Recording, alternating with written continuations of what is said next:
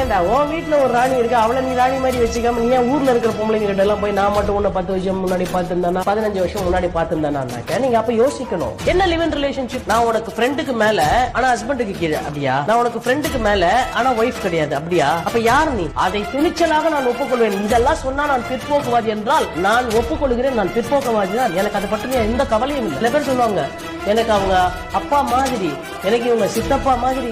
இந்த மாதிரிகள் வந்து இல்ல சார் என்னைக்கும் உருப்படாது. நான் இந்த பெண்களுடைய குறைபாடா சொல்லல, எச்சரிக்கையா சொல்றேன், ஜாகிரதையா இருங்க. ஆண்கள் ஆசை வார்த்தையை காட்டுகிறார்களா, ஆண்கள் பேசுகிறார்களா, அது வந்து எவ்வளவு நீங்க அவங்கள பேச விடுறீங்கன்றதுதான்.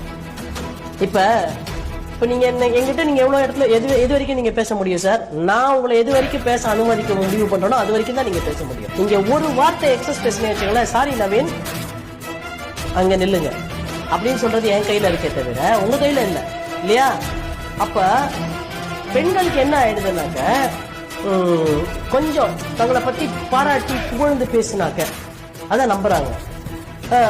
நமக்கு ஃபர்ஸ்ட் ஒரு விஷயம் தெரியணும் சார், நம்மளுடைய பர்சனாலிட்டியை பத்தி ஒரு விமர்சனமா நீ ரொம்ப அழகா இருக்க அப்படியா எப்படியான்னு சொன்னாக்க உடனே நம்ம அதெல்லாம் நம்பிட வேண்டிய அவசியம் இல்லை. தினம் நம்ம கண்ணாடி முன்னாடி பாத்துக்கிறோம் நம்ம எவ்வளவு அழகு, நம்ம எவ்வளவு அழகு இல்லை பிசிக்கலா நான் சொல்றேன், அது வந்து நமக்கு தெரியும். அதை விட நம்ம உள்ளான பர்சனாலிட்டி ஒண்ணு இருக்குல்ல, அது எவ்வளவு ஸ்ட்ராங்